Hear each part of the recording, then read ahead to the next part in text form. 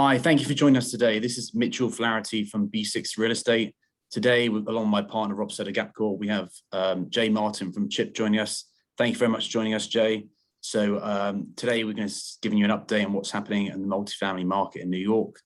So Rob, I'll let you take it from here.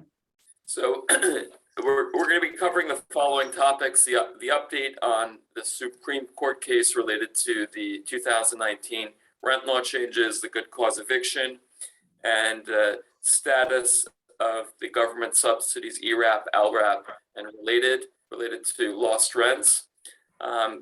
Jay, in relation to the Supreme Court case that was started in 2019 after HSTPA, we're over 2 years into this. What's the current status? What's the timeline? Yep. And if it's appropriate, if you can comment on forecasting on how you see this playing out. Yeah, Robert Mitchell, thanks for having me. Appreciate it. Yeah, it's 2 years. Unfortunately, the wheels of justice grind slowly in the American court system, but here we are. Our challenge to the HSTPA rent stabilization system here in New York is moving its way through the court system. We just got word of our oral arguments in front of the Second Circuit have been scheduled for mid-February. The plan all along was always to get to the U.S. Supreme Court, and we're challenging the law in its ability to compensate owners fairly.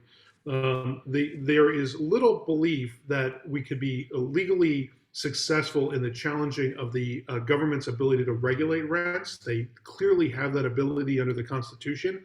What they do not have the ability to do is to say that you have to provide, or property owners have to provide housing at a cost below what it costs to operate. And recent court rulings in Cedar Point out in California and some other lower court rulings have given us a lot of hope that we'll be successful. Now, the Second Circuit, there is not a lot of belief that we'll be successful. The plan all along was always to get a quick decision and then appeal to the Supreme Court and get what's called cert.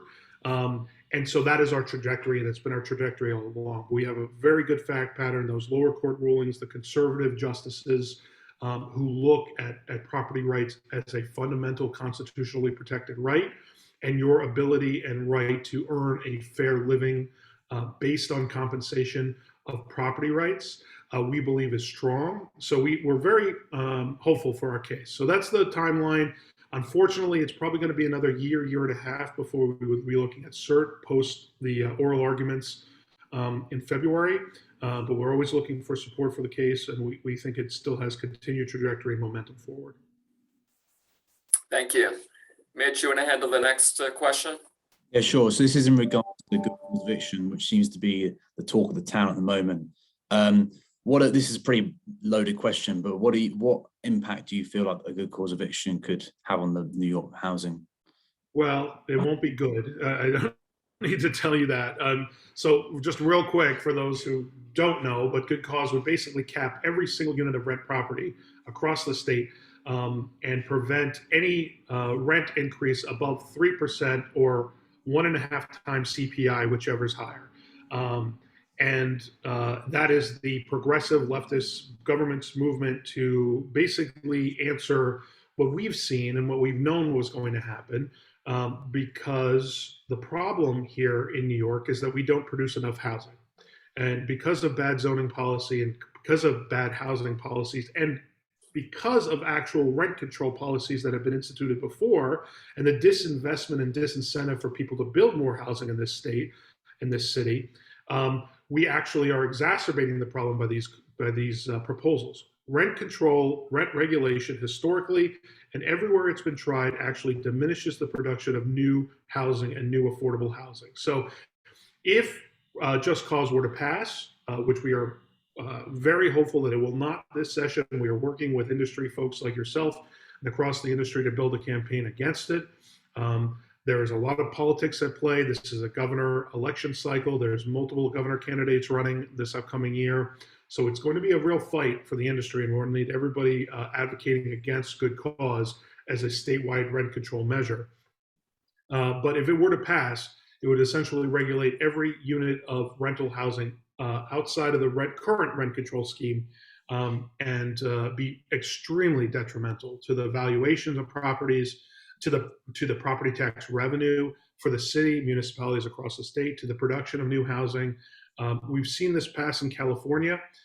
It had the opposite effect. When it passed in California statewide, every single rent went to the maximum, 5% every year. It's increased the overall rent. And we've been using that argument against this bill to say, there are incidences where a property owner doesn't need to go to the maximum every year because costs haven't gone up.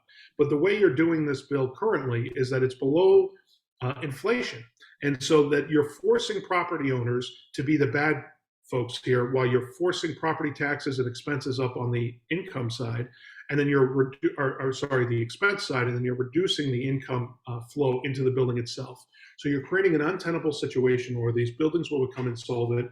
We're not producing enough housing. You're going to exacerbate the homelessness crisis. Just not good. Not good for housing, not good for New York. So we're fighting hard against the bill, and we'll need the help of yourselves and everyone in the industry. So you outlined it's in play for this session. Has it already started, and when does this session expire? Yep, so excellent question. The session starts in January. So the way the Albany session works is typical session starts January, second week of January, and lasts through the third week of June. And that's every year.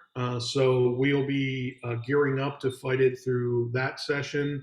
And we're successful in preventing it from passing this session, which I'm hopeful we will be. It will be up, I'm sure, every year after that until we can convince the legislature and the general populace that rent control is not the best solution to keep rents affordable for New Yorkers. A real solution would be the government helping those who can't afford their rents and reducing the income or the expense costs on property owners so that they can keep costs in line for renters themselves. So there is a chance that all units may end up becoming regulated with rent caps, correct? That is the absolute, yes, that's correct. And that's the absolute intent of good cause eviction. We're calling it universal rent control, but it would regulate every single unit of rental housing. I should clarify every single unit. If you are a property owner who has less than 4 units of housing, you will not be considered. So it's similar to the rent guidelines, the rent control system. So for super small property owners, residential, it will not. But I assume most of your clients and for most of mine, anyone above 4 units of housing would be considered. Let me just ask a quick follow-up question. Our boss made an interesting point the other day in terms of how it would work operationally. So it sounds like there's a lot of housing units in New York, and it sounds like a bit of an operational paperwork nightmare. I'm just interested to know your view. Yes, that, and we believe that's actually the intent of the bill by the lawmakers. So basically, 2 things that are extremely troubling about the bill. One, it allows any tenant to claim that there is an unfair or not a good cause for a rent increase above that 3% threshold. So it automatically would give them the right to challenge a rent increase in court. So that's step 1. 2, is the way the bill is currently written, there's no clarification whether or not the current tenant can be the one that challenges that rent increase. So there is a world in which any tenant who's looking at a prospective vacant unit of housing could actually challenge the prior rent increase, opening up a huge problem of prior rent increases on those existing units. So we know that the intent of this bill is to clog up housing courts, which we know are already historically backlogged, especially since the COVID epidemic, with tons and tons of bad complaints about proper rent increases, to give tenants basically a lease for life on these current units, to lock in housing so that there's no churn and turnover, naturally occurring reopening of housing, and to basically bankrupt property owners to the extent that they can. So let's go to the last topic and move forward. We got a notice yesterday that ERAP and LRAP funds have dried up.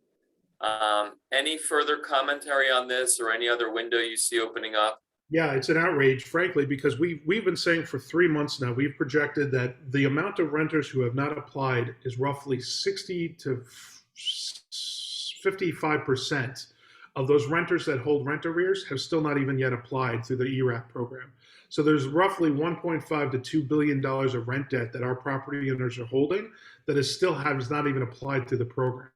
So significant rent debt still existing, program running dry, significant amounts of money still needs to come to the state to get out through the ERAP program so that property owners are compensated for the housing that they've already provided, and renters are kept in their homes. We've been advocating for this money to come through. It's good that the government is finally catching up to where we've been for months, frankly, and asking for another $1 billion in rental assistance. We think we need another 1.5 to 2 billion, but it's a small step towards that direction, and we'll continue to advocate for more funding. So there's a possibility that another round may come? There absolutely is a real possibility. In the meantime, if that doesn't come before the eviction moratorium ends in January, we're going to have real problems. Got it. Okay. Any other window of opportunity or topics that you want to plug in to the market? Well, I think as far as opportunity, there has never been a better time to be a property owner in New York, contradictorily to all the other legislative proposals I've talked about. People want to live in New York City right now. We're seeing a market of people moving back into the city post-pandemic. People want to live here. People who are the ability to live and work remotely want to live back in New York City. They're flooding back into the market. The problem is we need more housing, and we need more property owners to own that housing. There's an exciting push to green a lot of older buildings. The problem is government is there to want to mandate that without the resources and economic viability to give property owners the resources to do that financially.